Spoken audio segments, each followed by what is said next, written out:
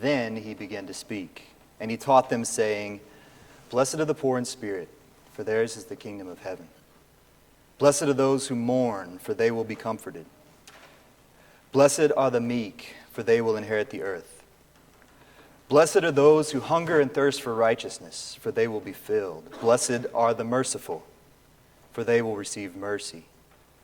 Blessed are the pure in heart, for they will see God. Blessed are the peacemakers, for they will be called children of God. Blessed are those who are persecuted for righteousness' sake, for theirs is the kingdom of heaven. Now blessed are you when people revile you and persecute you and utter all kinds of evil against you falsely on my account. Rejoice and be glad, for your reward is in heaven. For in the same way they persecuted the prophets who were before you. You are the salt of the earth. But if salt has lost its taste, how can its saltiness be restored? It is no longer good for anything, but is thrown out and trampled underfoot. You are the light of the world. A city built on a hill cannot be hid. No one, after lighting a lamp, puts it under the bushel basket, but they put it on a lampstand, and it gives light to all in the house. In the same way, let your light shine before others, so that they may see your good works and give glory to your Father in heaven. In the year 63 before the Common Era, the Roman orator and politician Cicero stood before a crowded Senate. A conspiracy had been discovered against Rome, against the Republic. Cicero's competitor, someone who had run for the post of consul, was uncovered as a conspirator along with several others, and they had come up with a plan to bring down the order and to take the position that they did not win with the election. Cicero and his agents discovered the plan and it was exposed before the Senate. Catiline fled out of Rome and joined an army whose goal was to march against Rome. By the time Cicero stood to give this oration, his fourth oration against Catiline, the conspiracy had been put down. There was no real danger of it spreading at this point. The question remained, though, of what to do with the conspirators. What should their fate be? Julius Caesar argued to the Senate that these were Roman citizens. These were the elite. And as such, they deserved special treatment.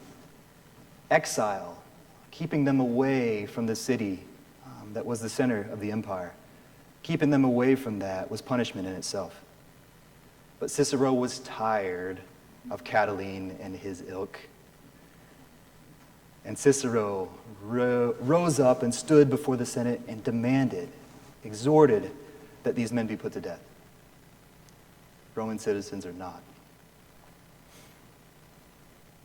At stake was not simply the fate of a few treacherous men, Cicero warned, but of the well-being of the Republic itself.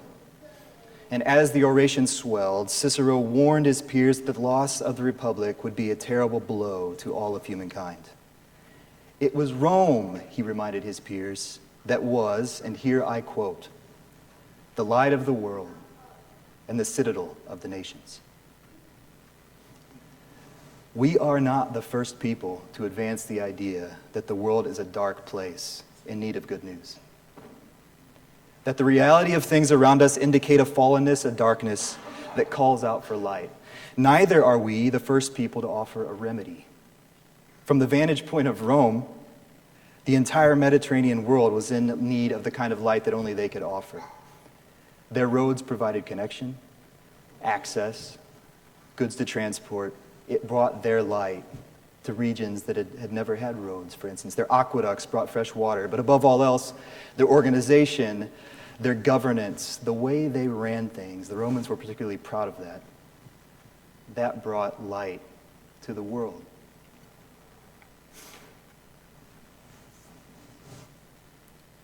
Surely the gathered senators nodded approvingly when Cicero told them what they already knew, that Rome was the light of the world and a citadel to the nations. We are not the first people to advance the idea that the world is in need of good news. But it just might be that our news is gooder. This morning, I'd like to propose two things. First, I want to assert that the darkness that Cicero acknowledged, the darkness that we still encounter, is reconcilable. Those of us who believe in this Jesus character are invested in the idea that there really is a way to bring all things back into a state of goodness. In short, I want to suggest that the message of Jesus really is gooder news. Point one. The second thing I want to assert is much less convenient than the first, but it's no less important. And it is simply this, that the kind of reconciliation we are talking about comes with a cost. It's not free, it's not cheap. Let's not pretend it is. So let's get into our text. As most folks surely know, the Sermon on the Mount begins with a set of Beatitudes. I've just read them. Before beginning to unpack the way of discipleship, Jesus first tells the gathered crowd something quite interesting. Fortunate are you, you poor in spirit. Fortunate are you, you who can't help but mourn.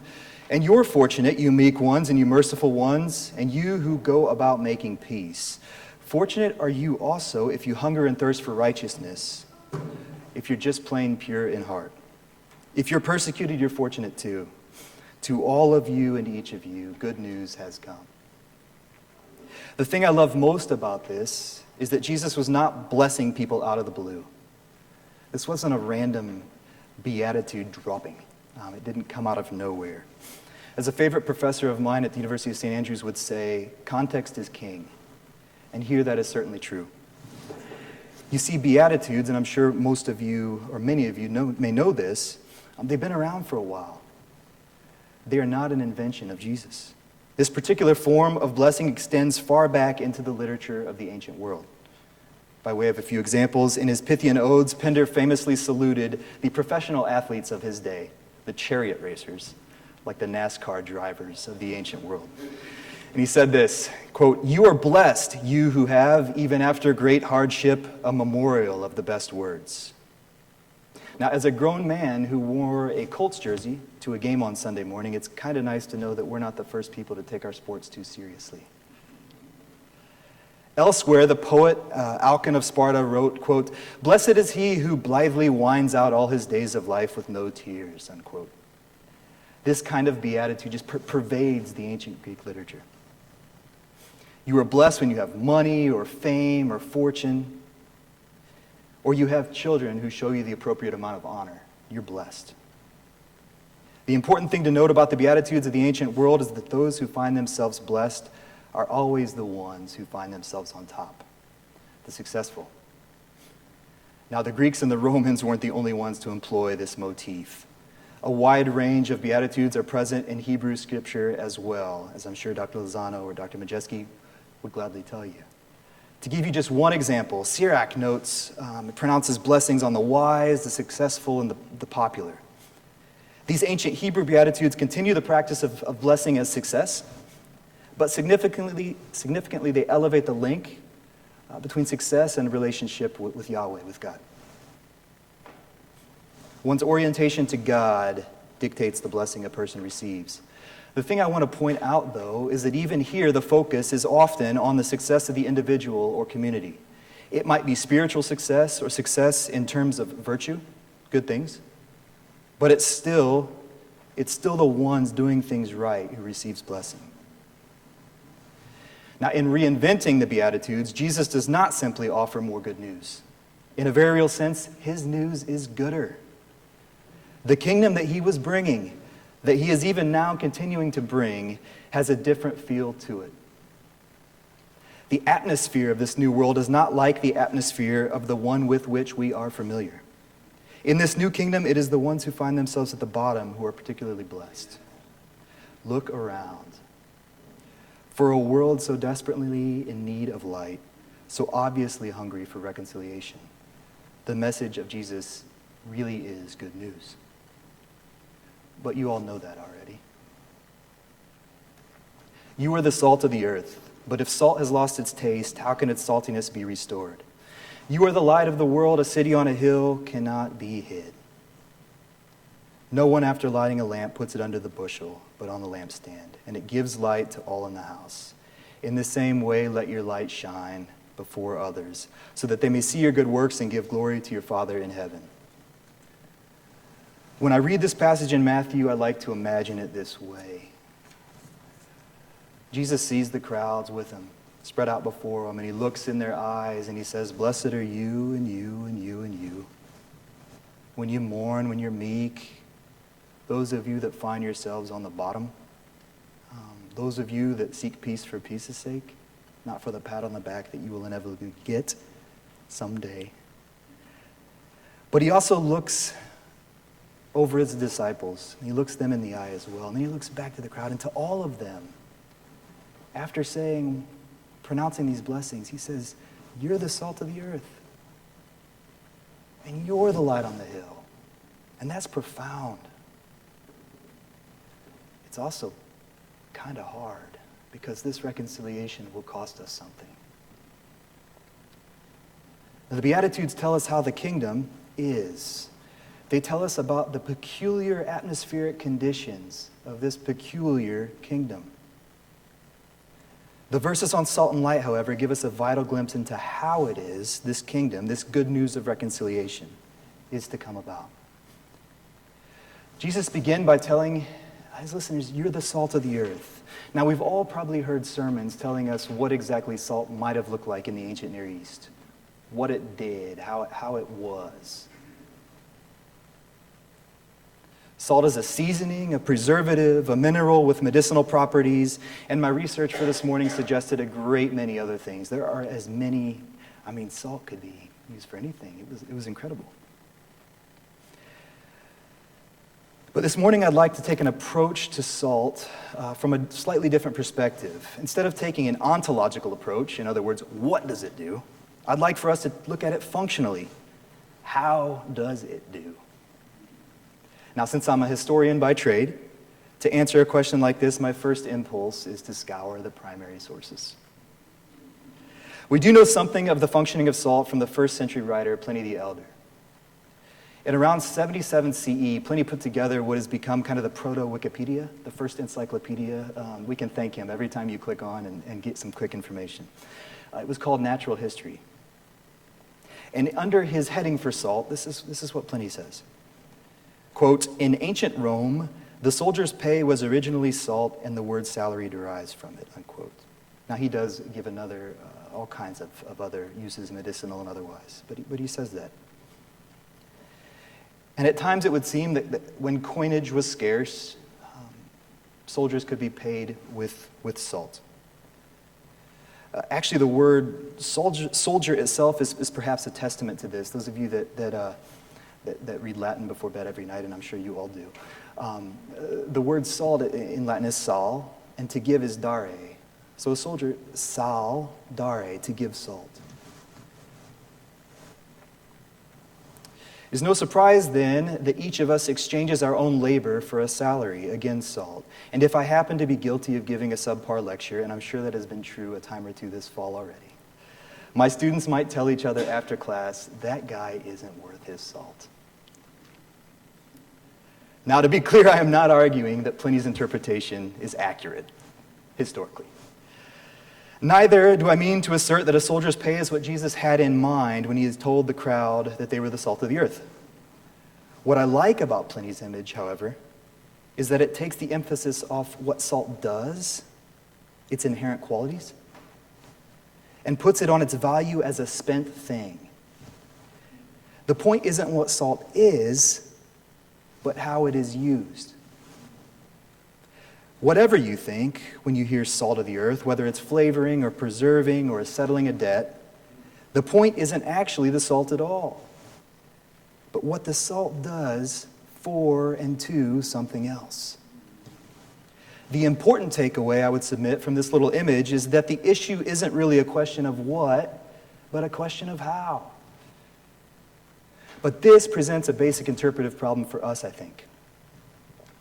In a capitalist society like ours, now I teach Christianity and social justice, so all of this is super relevant, so let me digress for one moment. In a capitalist society like ours, our default position is that of consumer. I am more and more convinced of this. Every day we are bombarded by messages that convince us of a need we didn't even know we had. You know, I need a wristwatch to tell me how many steps I've walked today. And now that I know about the wonderful possibility of a life where my steps are counted, how, with good conscience, can I live an existence apart from that wonderful thing? What a lesser existence without that device. The need must be met. Now, by offering a need and a corresponding solution, these messages or advertisements put us in a position of choice. We get to decide how to spend our resources. In our consumer culture, we are constantly put in the position of choice. We are constantly thinking of virtue in terms of how we spend. My time is valuable. You only live once, after all.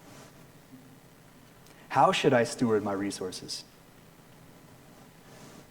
I'm not suggesting that this is all bad, out of hand, but I am suggesting that it puts us on a default stance, a default position. You and I have been conditioned to be spenders by default. But what might we be missing if we look at the salt of the earth image from our consumer perspective? What if the whole point of the salt for Jesus is that we are the thing that is to be spent? From this perspective, the directive, you are the salt of the earth, is not about us being, quote, moral influencers in a fallen, tasteless world. We're not the seasoning, maybe, in that it's our function. That's not where the emphasis is. Instead, it's about us being the very currency of the kingdom. We are that which is to be spent on earth. And in that spending, an environment within which the meek inherit the earth starts to make some kind of sense. But only when we're the ones that get spent. Reconciliation will cost us something. Jesus also told his crowd, you are the light of the world, a city on a hill cannot be hidden. I love this stuff. Let's put ourselves in the position of Jesus' original audience to the best of our ability. Remember that they have just had a man flip the traditional script on them. These people were no strangers to Beatitudes. They were used to the Greek Beatitudes of success. They were used to hearing things like Sirach, where it says, how blessed is the husband of a really good wife. The number of his days will be doubled. Beatitudes were commonplace. But Jesus had just hit them with a series of Beatitudes that were so strange that they must have been jarring. Have you ever had your worldview just kind of shaken a little bit? Jesus put things upside down. Now, in light of that reversal, the comment, you are the light of the world, surely took on a different meaning. Or perhaps it did. It does for me. The audience wasn't just familiar with the Beatitudes. They were used to hearing people and groups claim to be the light of the world.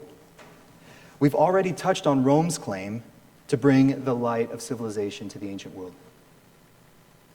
Cicero called Rome, quote, the light of the world and the citadel to the nations. But the other familiar light of the world to Jesus' first audience would have been the nation of Israel. In Psalm 49, for instance, the Lord says of Israel, quote, I will also make you a light unto the nations, so that my salvation may reach to the end of the earth. Unquote. Surely Rome and Israel have that whole light of the world thing covered. A lot of light out there. But anticipating such a protest, Jesus' next allusion to a city on the hill drove home the point, and it didn't let the audience off the hook. For his Jewish hearers, there would have been two all-important cities built on hills, Jerusalem and Rome. Now, Jerusalem was itself founded on a hill. Actually, to dial in even deeper, many people think of Jerusalem as the city of 7 hills. There's 7 hills in the area, but we'll leave that be for a second. Jerusalem was founded on a hill, and on the hill, in the hill, they put a temple. And from that temple mount, all of the Jewish world spread and was oriented to that temple mount. There was a city on the hill, and there was also, for those of you keeping score at home, an eschatological city on a hill by the name of Zion.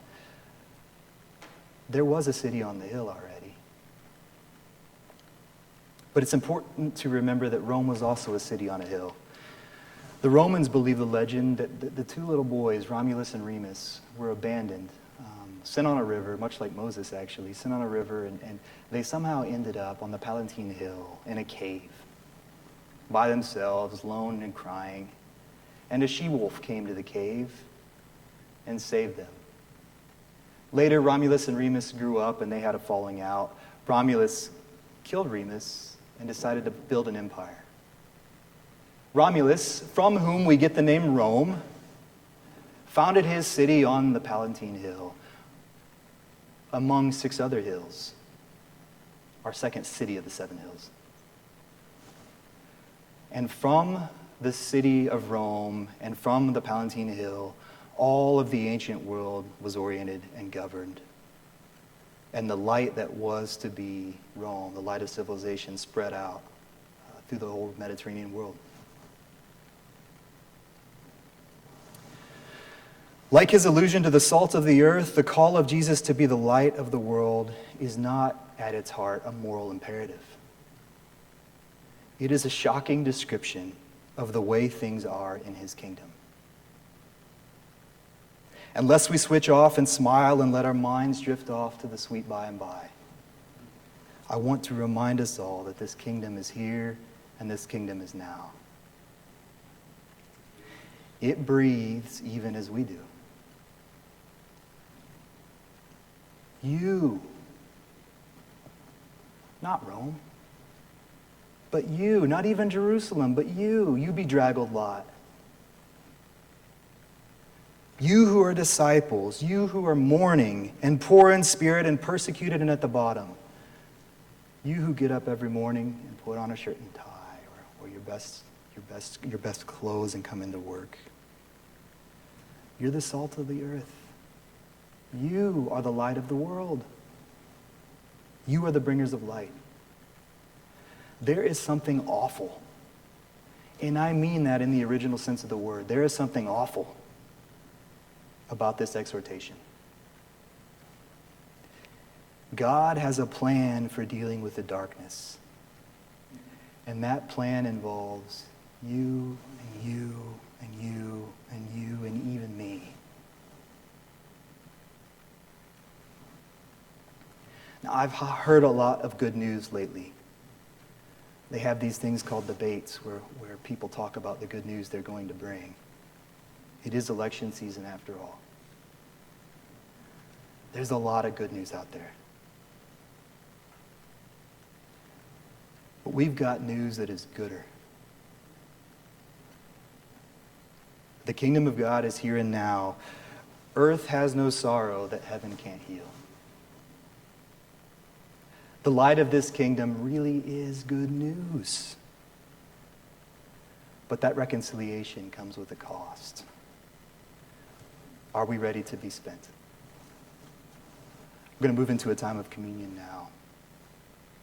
I'll have Dr. Mark will come up and lead that.